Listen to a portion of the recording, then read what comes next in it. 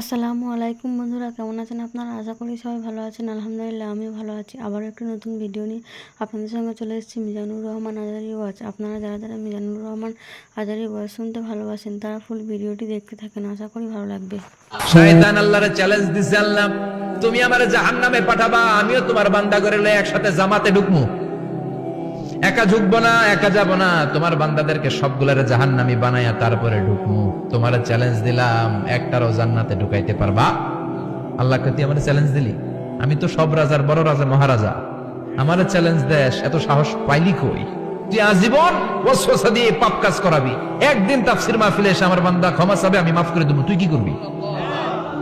আজীবন অন্যায় করবে, আজীবন পাপ করবে, জুলুম করবে, একদিন চোখের পানি ছেড়ে আমার কাছে কান্নার মতো কান্না করলে আমি সব গুনাহ মাফ করে দেব। এজন্য আল্লাহ বললেন, ইয়া আইয়ুহাল্লাযীনা আমানু তুবু ইলাল্লাহি তাওবাতান নাসুহা। ভুল করেছো, তওবা করো, মাফ করবে কে? সাইয়েদনা আদম আলাইহিস সালাম ভুল করলেন, দুনিয়ায় এসে শত শত বছর কাঁদলেন, কিন্তু ক্ষমা হয় না। আল্লাহরে বললেন, আল্লাহ কি করলে ক্ষমা পাবো বলো? ফাতালাক্কা আদামু মির রাব্বিহি কালিমাতিন ফাতাবা আলাইহি। আল্লাহ বললেন, ও আদম, তোমারে কিছু কালেমা শিখায় দেই, এই কালেমাগুলো দিয়ে আমার কাছে দোয়া করো, ক্ষমা করে দেব। আল্লাহ শিখায় দিলেন, ও আদম, দুই হাত তুলে চোখের পানি ছেড়ে আমার কাছে পড়ো, রব্বানা। পড়েন, রব্বানা যালামনা আনফুসানা ওয়া ইল্লাম তাগফির লানা ওয়া তারহামনা লানাকুনান্না মিনাল খাসিরিন। এটা শিখাই দিয়েছিল আল্লাহ। আল্লাহ, আমি জুলুম করেছি, অন্যায় করেছি, ভুল করেছি, পাপ করেছি, তুমি যদি ক্ষমা না করো, ক্ষমা করার কেউ নাই, ঠিক কি না? আমরাও পাপ করলে এই দোয়াটা পড়ার দরকার আছে না নাই? পাঁচটা শর্ত সাপেক্ষে আমাদের তওবা কবুল করবে কে? তওবা কবুল হওয়ার কিছু শর্ত আছে, পাঁচটা। কয়টা? চিৎকার মেরে বলতে হবে, তওবা কবুল হওয়ার শর্ত কয়টা? এক নম্বরে হচ্ছে আল ইকরা, acknowledgement. You have to give the acknowledgement that you are the greatest sinner on earth. আপনাকে ঘোষণা দিতে হবে যে আপনি পৃথিবীর সবচেয়ে বড় পাপী। এক নম্বর শর্ত, আপনি বলেন যে আল্লাহ, আমার চেয়ে বড় পাপী নাই, আকাশের নিচে জমিনের উপরে আমি সবচেয়ে বড় পাপী, এমন কোন পাপ নাই যেটা আমি করি নাই, ঠিক কিনা? এক নম্বরে পাপের ঘোষণা দেন। দুই নম্বরে আন-নাদাম, নাদাম মানে repentance. You have to be repentant for what you have done. আপনাকে অনুতপ্ত হতে হবে, চোখের পানি ছাড়তে হবে।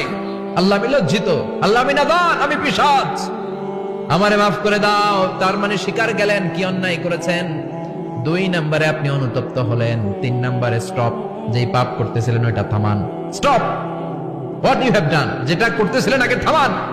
আপনি ঘুষ খেয়েছেন, তওবা শুরু করলেন, আবার ঘুষও খেয়ে যাচ্ছেন, হবে? থামেন, স্টপ। তিনটা গেল। চার number, to hate what you have done, ঘৃণা করতে হবে, যে পাপটা করেছেন মন থেকে ওই পাপটাকে ঘৃণা করতে হবে। পাঁচ নাম্বার শর্ত হচ্ছে to determine that you never repeat this sin again in your life. আল্লাহর ওয়াদা দেন, কমিটমেন্ট দেন যে আল্লাহ, আমার জীবনে পারতপক্ষে এই পাপ জীবনেও করব না। চিৎকার করে বলেন, ঠিক কিনা? তার মানে আপনি স্বীকার যান, তারপরে আপনি অনুতপ্ত হবেন, যে পাপ করেছেন থামিয়ে দিবেন, পাপটারে মন থেকে ঘৃণা করবেন, আর আল্লাহরে ওয়াদা দিবেন, আল্লাহ আর করব না। এই পাঁচটা শর্তের আলোকে তওবা করলে জীবনের সব গুনাহ মাফ করে দিবে কে? এজন্য আল্লাহ বললেন, ইয়া আইয়ুহাল্লাযীনা আমানু তুবু ইলাল্লাহি তাওবাতান নাসুহা। তওবার মতো তওবা করো, সব গুনাহ মাফ করতে পারে কে? তওবা করবেন তো? রাজি আছেন? কবে করবেন? এই মুহূর্তে তওবা করলাম, এই মুহূর্তে আল্লাহর কাছে ক্ষমা চাই, আল্লাহ জীবনের সব গুনাহ মাফ করে দাও। আমাদের দেশে তওবা করার জন্য হুজুর লাগে, হাফেজ সাহেব, ইমাম সাহেব, এদের ছাড়া নাকি তওবা হয় না। না, এটা ভুয়া কথা। আপনি অনুতপ্ত হন, আপনি চোখের পানি ছাড়েন, আপনি আপনার রবরে বলেন, ক্ষমা করে দিবে কে? ইমাম সাহেব আসতে হবে শর্ত না, পীর সাহেব হুজুর এসে হুজুরের হাতে হাত রেখে তওবা করতে হবে শর্ত না। আপনার রবরে ডেকে চোখের পানি ছেড়ে ক্ষমা চান, ক্ষমা করবে কে? আর প্রতিদিন শতবার পড়তে থাকবেন আস্তাগফিরুল্লাহ। আওয়াজ করে সবাই পড়েন আস্তাগফিরুল্লাহ, আর জোরে পড়েন আস্তাগফিরুল্লাহ। বিশ্বনবী বলেন, মান লাজিমাল ইস্তিগফার জাআলাল্লাহু লাহু মিন কুল্লি দিকিন মাখরাজা। সব সময় ইস্তিগফারের সাথে যে লেগে থাকবে, রব্বুল আলামিন তারে পাঁচটা জিনিস দিবে। কয়টা? কথা কন আরো জোরে, সবাই বলেন কয়টা? নাম্বার 1, জাআলাল্লাহু লাহু মিন কুল্লি দিকিন মাখরাজা। বিপদে পড়লে বিপদ থেকে উদ্ধার করবে কে? আমাদের তো কোনো বিপদ নাই না? আছে? কত বিপদ, হ্যাঁ? রাস্তাঘাটে দুর্ঘটনা হতে পারে, যে কোনো সময় ভূমিকম্পে পড়তে পারি, বজ্রপাত পড়তে পারে না, ঠেড়া পয়রা মানুষ নাই, আছে না নাই? এই বিপদ আপদ থেকে আপনারা রক্ষা করবে কে? যদি আপনি ইস্তেগফারের সাথে আঠার মতো লেগে থাকেন। কিসের সাথে? কথা বলেন। ইস্তেগফারের সাথে লেগে থাকতে পারলে 1 নাম্বার হচ্ছে বিপদে পড়লে আপনারে মুক্ত করে দিবে কে? 2 নাম্বার ওয়ামিন কুল্লি হাম্মিন ফারাজা, যে কোনো ধরনের টেনশন, হাইপার টেনশন থেকে বাঁচায় দিবে কে? আমাদের তো টেনশন মেনশন নাই না? আছে?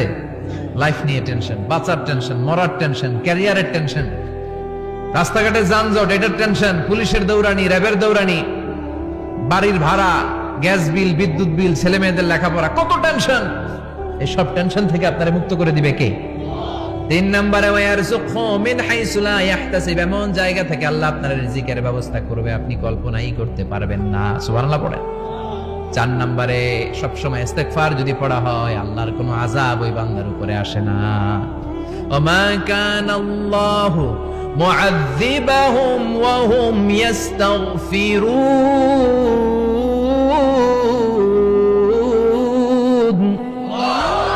যতক্ষণ আমার বান্দা আমার কাছে ইস্তেগফার পড়তে থাকে আমার কোনো আযাব বান্দারে পাবে না।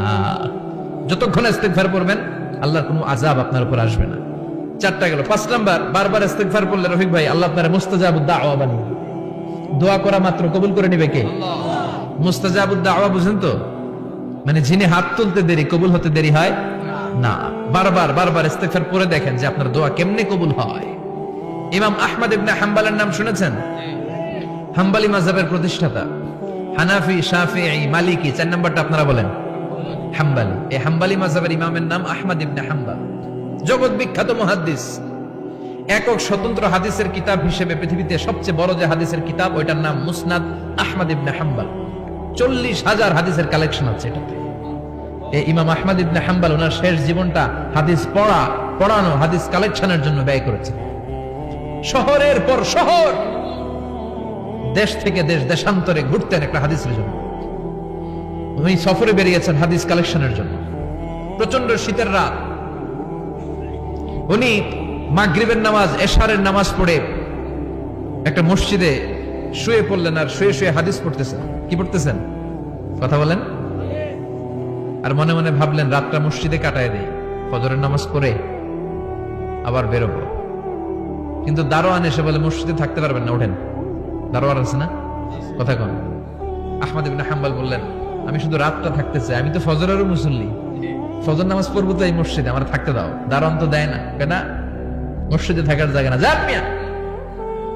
উনি যে আহমদ ইবনে হাম্বল এটা চিনে নাই, থাকতে দেয় না। কি করবে এখন? উনি কাঁথা গুছিয়ে হাদিসের কিতাব নিয়ে কাঁধের মধ্যে ব্যাগ নিয়ে মসজিদ থেকে বেরোয় গেলেন। কি আর করবেন, প্রচন্ড শীত আর কাঁপতেছেন বুড়ো মানুষ। পথিমধ্যে দেখলেন বাজার একজন খাব্বাজ, শাবগুন খাব্বাজ, যুবক রুটি বিক্রেতা। সে রুটি বিক্রি করে, চুলার মধ্যে রুটি সেকে। সে যে সালাম দিল আসসালামু আলাইকুম, যুবক বলে ওয়ালাইকুম আসসালাম। আহমদ ইবনে হাম্বল বলে যুবক আমার যাওয়ার জায়গা নেই, সফরে বেরিয়েছি, খুব শীতে কষ্ট পাচ্ছি, রাতে যদি তোমার এই চুলা থেকে একটু আগুন পোহাই কোনো সমস্যা? যুবক বলে না না সমস্যা না, আহলান ওয়া সাহলান, খোশ আমদেদ, আসেন আসেন, আপনি আগুন পোহাইলে আমার সমস্যা কি? সুবহানাল্লাহ পড়েন।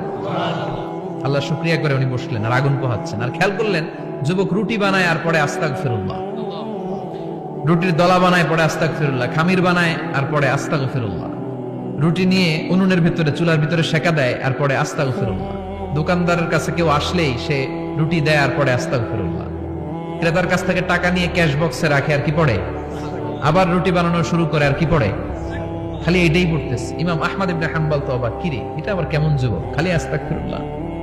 উনি প্রশ্ন করলেন যুবক ঘটনা কি?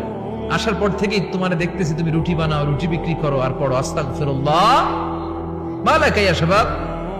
যুবক বলে আস্তাগফিরুল্লাহ আমার সবচেয়ে বেশি পছন্দের আমল, আমি সব সময় আঠার মতো ইস্তেগফারের সাথে লেগে থাকি আর সব সময় পড়তে থাকি আস্তাগফিরুল্লাহ, আর এর বদৌলতে আল্লাহ আমারে মুস্তাজাবুদ দাওয়া বানিয়ে দিয়েছে। আহমদ ইবনে হাম্বল তো অবাক, আনতা মুস্তাজাবুদ দাওয়া, তুমি মুস্তাজাবুদ দাওয়া রুটিওয়ালা? আমি এত বছর হাদিস পড়াই, আমিও তো মুস্তাজাবুদ দাওয়া না, আর তুমি রুটি বেচো বাজারে, তুমি মুস্তাজাবুদ দাওয়া, তুমি দোয়া করলে সব কবুল হয়ে যায়। যুবক বলে না, আনা মুস্তাজাবুদ দাওয়া, আমি আমার জীবনে যত দোয়া করেছি কবুল করে নিয়েছে কে? সব দোয়া কবুল করে নিয়েছে আল্লাহ, একটা দোয়া ছাড়া। কয়টা? আহমদ ইবনে হাম্বলের কৌতূহল, কিউরিয়াসিটি আরো বেড়ে গেল। কি? সব দোয়া কবুল হয়েছে, একটা দোয়া ছাড়া। মাযালিকা দুআ ইয়া শাব, কি সেই দোয়া? যুবক এবার বলতে শুরু করলো, আমার জীবনে যে দোয়াটা আল্লাহ কবুল করে নাই সেটা হচ্ছে আমি আল্লাহর কাছে অনেক চেয়েছি, অনেক দোয়া করেছি, যে আল্লাহ শুনেছি এই জামানার সবচেয়ে বড় মুহাদ্দিস, তার নাম নাকি ইমাম আহমদ ইবনে হাম্বল। আল্লাহ তোমার কাছে আমার চাওয়া, আমি যেন এই ইমাম আহমদ ইবনে হাম্বলের দেখে মরতে পারি, আমি যেন ইমাম আহমদ ইবনে হাম্বলের হাতে হাত রেখে মুসাফা করতে পারি আর তার কপালে একটা চুমু এঁকে দিতে পারি। আহমদ ইবনে হাম্বল আবেগপ্রবণ হয়ে গেলেন, চোখের পানি ছেড়ে দিলেন, বললেন যুবক তোমার এই দোয়াটাও কবুল হয়ে গিয়েছে। আহমদ ইবনে হাম্বলের দেখার সাক্ষাৎ পাওয়ার জন্য আহমদ ইবনে হাম্বলের বাড়িতে তোমার যাওয়ার দরকার নাই, আহমদ ইবনে হাম্বল তোমার দরবারে ছুটে এসেছে। আনা আহমদ ইবনে হাম্বল মুহাদ্দিসুদ দাহর, আমি নিজেই আহমদ ইবনে হাম্বল। যুবক চোখের পানি ছেড়ে দেয়, আহমদ ইবনে হাম্বল চোখের পানি ছেড়ে দেয়। যুবক চিৎকার মেরে ইমাম আহমদ ইবনে হাম্বলকে জড়িয়ে ধরে, হাতে হাত রেখে মুসাফা করে, কপালের মধ্যে চুমু খায় আর আল্লাহর শুকরিয়া করে বলে, ও ইমাম, আসলে এই দোয়াটাও আল্লাহ আজকে কবুল করে নিল। বিশ্বাস হয় সবসময় ইস্তেগফার করলে আপনার দোয়াগুলোর এইভাবে কবুল করে নিবে কে? এই পাঁচটা জিনিস পাবেন সবসময় যদি ইস্তেগফারের সাথে লেগে থাকেন। রাজি আছেন তো? এজন্য বিশ্বনবী সব সময় নামাজে সালাম ফিরানোর পরে পড়তেন আস্তাগফিরুল্লাহ। কি পড়তেন? 3 বার পড়তেন আস্তাগফিরুল্লাহ, আস্তাগফিরুল্লাহ, আস্তাগফিরুল্লাহ। পড়তে রাজি আছেন? ইস্তেগফারের অনেকগুলো আলফাজ আছে, সবচেয়ে ছোট ইস্তেগফার হচ্ছে এটা, আস্তাগফিরুল্লাহ, আস্তাগফিরুল্লাহ। আরো আছে আস্তাগফিরুল্লাহ আল্লাযী লা ইলাহা ইল্লা হুয়াল হাইয়ুল কাইয়্যুম ওয়া আতুবু ইলাইহি। বিশ্বনবী বলেন এই ইস্তেগফারটা যদি কেউ পড়ে, আত-তাওয়াল্লি মিন ইয়াউমিজ যাহাফ, যুদ্ধের ময়দান থেকে পালিয়ে আসা কবিরা গুনাহ। কি গুনাহ?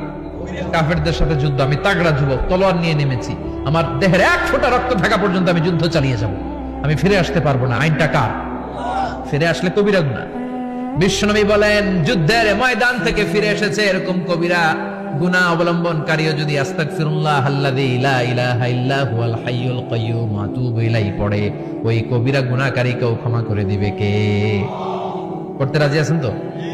আবার সাইয়েদনা আবু বকর বললেন, ইয়া রাসূলুল্লাহ আল্লিমনি দুআআন আদউ বিহি ফি সালাতি, এমন দোয়া আপনি আমারে শিক্ষা দেন যে এই দোয়াটা আমি নামাজে পড়তে পারি। বিশ্বনবী বললেন পড়ো, আল্লাহুম্মা ইন্নী যালামতু নাফসি যুলমান কাসীরান ওয়া লা ইয়াগফিরুয যুনুবা ইল্লা আনতা ফাগফিরলি মিন ইনদিক ইন্নাকা আনতাল গফুরুর রহিম। সুবহানাল্লাহ পড়েন, এটাও ইস্তেগফার। আমরা এটার বলে দোয়া মাসুরা, সালাম ফেরানোর আগে পড়ি না? যেখানেই ক্ষমা চাওয়ার কথা আছে ওইটারই কি বলে? ইস্তেগফার। আল্লাহুম্মা ইন্নী যালামতু নাফসি, আল্লাহ জুলুম করেছি, যুলমান কাসীরা, অনেক জুলুম, ওয়ালা ইয়াগফিরুয যুনুবা ইল্লা আনতা, তুমি ছাড়া এই গুনাহ ক্ষমা করার তো কেউ নাই, ফাগফিরলি মাগফিরাতাম মিন ইনদিক, তোমার দয়ায় আমারে ক্ষমা করে দাও, ইন্নাকা আনতাল গফুরুর রহিম, তুমি হলা ক্ষমাশীল। ঠিক কি না? এটাও ইস্তেগফার, এটাও পড়বেন। আর এই সব ইস্তেগফারের শ্রেষ্ঠ ইস্তেগফারের নাম সাইয়্যিদুল ইস্তেগফার। যত ইস্তেগফার হতে পারে এর মধ্যে সবচেয়ে শ্রেষ্ঠতম ইস্তেগফার নাম কি? কথা কন। বুখারীর বর্ণনা, শাদ্দাদ ইবনে আউস রাদিয়াল্লাহু তাআলা আনহু বর্ণনা করেন, এই সাইয়্যিদুল ইস্তেগফার দিনের বেলা যে পড়বে ওই দিনে মারা গেলে সে জান্নাতি। এই সাইয়্যিদুল ইস্তেগফার রাতের বেলা যে পড়বে ওই রাতে যদি ইন্তেকাল হয় ওই লোকটা জান্নাতি। মুখস্থ আছে না? কার কার মুখস্থ? হাত তোলেন। মাশাআল্লাহ, তাবারাকাল্লাহ, মাশাআল্লাহ, মাশাআল্লাহ। আর যাদের নাই তাদের হোমওয়ার্ক, তাদের আল্লাহুম্মা আনতা রাব্বি লা ইলাহা ইল্লা আনতা খালাকতানি ওয়া আনা আবদুক ওয়া আনা আলা আহদিকা ওয়া ওয়া'দিকা মাস্তাতা'তু আউযু বিকা মিন শাররি মা সানা'তু আবু'ু লাকা বিনি'মাতিকা আলাইয়া ওয়া আবু'ু লাকা বিযামবি ফাগফিরলি ফাইন্নাহু লা ইয়াগফিরুয যুনুবা ইল্লা আনতা। সুবহানাল্লাহ পড়েন। আজকে রাতে পড়ছেন, মারা গেলে জান্নাতি। চিল্লায় পড়েন আল্লাহু আকবার। এজন্য বিশ্বনবী বলেন আমার আগের গুনাহ মাফ, পরের গুনাহ মাফ, তারপরেও প্রতিদিন আমি 70 বার তওবা ইস্তেগফার পড়ি। আজকে থেকে পড়তে রাজি আছেন তো? বেশি বেশি ইস্তেগফার পড়া যাবে না? একটু প্রাণ খুলে দিল খুলে আওয়াজ করে পড়েন তো আস্তাগফিরুল্লাহ আর জোরে পড়েন আস্তাগফিরুল্লাহ। আবার সবাই পড়েন আস্তাগফিরুল্লাহ। সব সময় তওবা ইস্তেগফার যারা পড়ে তাদেরকে পছন্দ করে কে? সব সময় জিকির করে করে জিহ্বাটারে যারা ভিজিয়ে রাখে তাদেরকেও পছন্দ করে কে? আল্লাহ বলেন ওয়াজকুর রাব্বাকা ফি নাফসিকা তাদাররুআন ওয়া খীফাতান ওয়া দুনাল জাহরি মিনাল কওলি বিল গুদুবি ওয়াল আসাল ওয়া লা তাকুম মিনাল গাফিলিন। সুবহানাল্লাহ পড়ে। আল্লাহ বলেন ওয়াজকুর রাব্বাকা ফি নাফসিক, আল্লাহরে মনে মনে ডাকো। তাদাররুআন ওয়া খীফা, আল্লাহর জিকির করতে আল্লাহ বলেছেন ফি নাফসিক। বুঝতেছেন না অর্থ? ফি নাফসিকা, মনে মনে আল্লাহর জিকিরটা করো। তাদাররুআন ওয়া খীফা, তাদাররুআন মানে বিনয়ের সাথে, with full of humility, submission and humbleness. বিনয়ের সাথে আল্লাহর ডাকো। ওয়া খীফা, গোপনে গোপনে ডাকো। দুনাল জাহারি মিনাল কওল, চিৎকার চেঁচামেচি করে ডেকো না। কার কথা? আওয়াজ করে জিকির করো না। এই যে আমরা মাহফিলে লা ইলাহা ইল্লাল্লাহ জিকির করে, এটা তালিমান। উদ্দেশ্য কি? তালিমের জন্য আওয়াজ করে জিকির জায়েজ আছে, কিন্তু ব্যক্তিগত জিকিরের যে ইবাদতটা, এটা আস্তে আস্তে হইতে হবে, এটা ভদ্রভাবে হতে হবে, চিল্লাচিল্লি করে নয়। আবার তালিমের জিকির ওইটাও ভদ্রভাবে। ইন্নাল্লাহা জামিল ইউহিব্বুল জামাল, আমার আল্লাহ সুন্দর, আমার আল্লাহর জিকিরের মধ্যেও সৌন্দর্য আছে না নাই? কিন্তু এদেশে জিকিরের ভেতরে লাফালাফি আছে না নাই? তালিমের উদ্দেশ্যে সবাই মিলে জিকির করা যায়, কিন্তু চিল্লাফাল্লা করা যাবে না, লাফালাফি করা যাবে না, মাথা ডানে বায়ে ঝুলানো যাবে না, ঠিক কি না? সে তো লাফালাফির জিকির আছে না নাই? লাফাইতে লাফাইতে, হ্যাঁ, গাছের আগায় বাঁশের আগায়। আবার যিনি জিকির পরিচালনা করে ওনার কান্দে যাই ওঠে, আছে না নাই? বিশ্বনবী সাহাবাদের নিয়ে জিকির করছেন, সাহাবারা লাফাতে লাফাতে খেজুর গাছের আগায়। হাদিসে আছে না এটা? বিশ্বনবী সাহাবাদেরকে নিয়ে জিকির করছেন, লাফাতে লাফাতে আবু বকর বিশ্বনবীর কাঁধের উপরে। আছে, হাদিসে আছে। এটা জিকির নয়। কি সুন্দর দেখেন, ইসলাম বোঝা কত সহজ। ওয়াজকুর রাব্বাকা ফি নাফসিকা তাদাররুআন ওয়া খীফা, গোপনে জিকির করো, ভদ্রতার সাথে বিনয়ের সাথে জিকির করো। ওয়ালা তাকুম মিনাল গাফিলিন, দুনাল জাহারি মিনাল কওল, চিৎকার চেঁচামেচি করে জিকির করো না। যারা চিকফাল দিয়ে হই হই হই হই করে, আছে না? হই হই হই হই হই হইয়ের ভিতরে আল্লাহর নাম আছে, হ্যাঁ? এই যে হুই হাই হুই হাই, এই স্টাইলের যে জিকির, এটার ভিতরে আমার আল্লাহর নাম আছে? আল্লাহর নাম যদি না থাকে ওইটা জিকির হবে? কথা বলেন। বিষ্ণু বললেন খবরদার, চিৎকার চেঁচামেচি করে লাফালাফি করে যারা জিকির করে, এরা মনে করে আল্লাহ কানে শুনে না। কথা বলেন। আপনি গোপনেও আল্লাহর ডাকলে আপনার ডাকে সাড়া দিবে কে? এজন্য রাব্বুল আলামিন বলেন ফাযকুরুনি আযকুরকুম ওয়াশকুরুলি ওয়ালা তাকফুরুন। বান্দা আমার জিকির তোমরা করো, আমিও তোমাদের জিকির করব, ঠিক কি না? আমরা যদি আল্লাহর জিকির করি, আমাদের জিকির করে কে? সুবহানাল্লাহ কইবেন না? আমরা আল্লাহর জিকির করে, আল্লাহ নাকি আমাদের জিকির করে, জানো তো কথা এটা? আবার হাদিসে কুদসিতে আল্লাহ বলেন ফাইন যাকারানি ফি নাফসি যাকারতুহু ফি নাফসি, আমার বান্দা যদি একা একা আমার জিকির করে, আমি আমার বান্দারে একা একা স্মরণ করি। ওয়া ইন যাকারানি ফি মালাইন যাকারতুহু ফি মালাইন খায়রিম মিনহু, এরকম মহা সম্মেলন করে যদি কেউ আমি আল্লাহর জিকির করে, আমি এর চেয়েও বড় মহা সম্মেলন ফেরেশতাদেরকে নিয়ে করে আমার বান্দারে স্মরণ করি। ওয়া ইন তাকাররাবা ইলাইয়া শিবরান তাকাররাবতু ইলাইহি যিরাআন, আমার বান্দা যদি আমার দিকে এক বিঘত আসতে চায়, আমি আমার বান্দার দিকে এক হাত এগিয়ে যাই। আমার বান্দা যদি আমার দিকে এক হাত আসতে চায়, আমি আমার বান্দার দিকে দুই হাত যাই। ওয়া ইন আতানি ইয়ামশি আতাইতুহু হারওয়ালা, আমার বান্দা যদি আমার দিকে হেঁটে হেঁটে আসতে চায়, আমি আমার বান্দার দিকে দৌড়ে দৌড়ে যাই। সুবহানাল্লাহ পড়ে। এজন্য বিশ্বনবী বলেন লা ইয়াজালু লিসানুকা রাতবাম মিন যিকরিল্লাহ, আল্লাহর জিকির দিয়ে জিহ্বাটারে ভিজিয়ে রাখবা। কার কথা? চিল্লায় বলেন কার কথা? সবসময় আল্লাহর জিকির করতে রাজি আছেন তো? সবচেয়ে শ্রেষ্ঠ জিকির বিশ্বনবী বললেন আফদালু যিকরি লা ইলাহা লা ইলাহা লা ইলাহা ইল্লাল্লাহু মুহাম্মাদুর রাসূলুল্লাহ সাল্লাল্লাহু, সবচেয়ে শ্রেষ্ঠ জিকির লা ইলাহা। এর চেয়ে শ্রেষ্ঠ জিকির আছে? কথা বলেন। বিশ্বনবী বললেন মান ক্বালা লা ইলাহা ইল্লাল্লাহ সিদকান মিন কলবিহি, একনিষ্ঠতার সাথে অন্তর থেকে কেউ যদি জীবনে একবার বলে লা ইলাহা ইল্লাল্লাহ, দাখালাল জান্নাহ, তার যদি পাপ থাকে, অন্যায় থাকে, ওই পাপ আর অন্যায়ের শাস্তিগুলার পরে কোনো না কোনো দিন আমার ওই বান্দা জান্নাতে ঢুকবে। একবার যদি খালিসান মিন কলবিহি সে পড়ে লা ইলাহা ইল্লাল্লাহ, তার জন্য জান্নাতকে অবধারিত করে দিয়েছে কে? আবার এটার নাম আল্লাহ দিয়েছে কালিমায়ে, কথা বলেন, দরাবাল্লাহু মাসালান কালিমাতান তাইয়িবাতান কাশাজারাতিন তাইয়িবাতিন আসলুহা সাবিতুন ওয়া ফারউহা ফিস সামা। সুবহানাল্লাহ। পবিত্র বাণী এটা কালিমে তৈয়বা। আবু সাঈদ আল খুদরি থেকে বর্ণিত, মুস্তাদরাকে হাকিম আর সহিহ ইবনে হিব্বানে এসেছে, বিশ্বনবী বলেন মুসা আলাইহিস সালাম আল্লাহর একবার প্রশ্ন করলেন, ইয়া রব আল্লিমনি দুআন আদউ বিহি, আপনি আমার এমন একটা জিকির শিক্ষা দেন যে জিকির দিয়ে আমি শুধু আপনার জিকির করব, কেউ এই জিকির করতে পারবে না।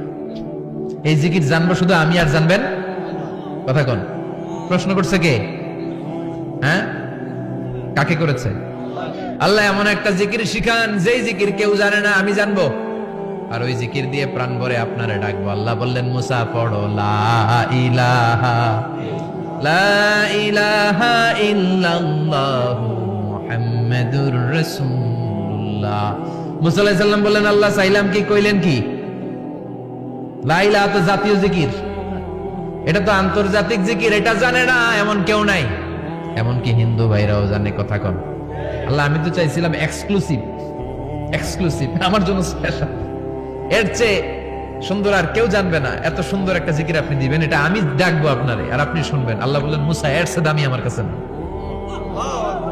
লাউ তাদউ লা ইলাহা ইল্লাল্লাহ ফি কাফা, লা ইলাহা রে যদি মুসা এক পাল্লায় রেখে দাও, ওয়াস সামাওয়াতু সাবউ ওয়াল আরদিন, সাত আকাশ সাত জমিন যদি আরেক পাল্লায় রেখে দাও, লা ইলাহা এক পাল্লায়, সাত আকাশ সাত জমিন আরেক পাল্লায় ওজন যদি দাও, লা রাজাহাত কাফাতু লা ইলাহা ইল্লাল্লাহ, মুসা দেখবা মুহূর্তের মধ্যে লা ইলাহা ইল্লাল্লাহর পাল্লা ভারী হয়ে গেছে। সাত আকাশ সাত জমিন এক পাল্লায়, শুধু লা ইলাহা ইল্লাল্লাহর এক পাল্লায়, মুহূর্তে লা ইলাহার পাল্লাটারে ভারী করে দিবে কে? ভিডিওটি ভালো লাগলে একটি লাইক, কমেন্ট ও শেয়ার করে পাশে থাকবেন বন্ধুরা। যারা যারা শেষ পর্যন্ত ভিডিওটি দেখেন তাদের জন্য অনেক অনেক ভালোবাসা থাকলো বন্ধুরা। আরও নতুন নতুন ভিডিও পেয়ে চ্যানেলটিকে সাবস্ক্রাইব করে পাশে থাকবেন বন্ধুরা। ভালো থাকবেন, ধন্যবাদ।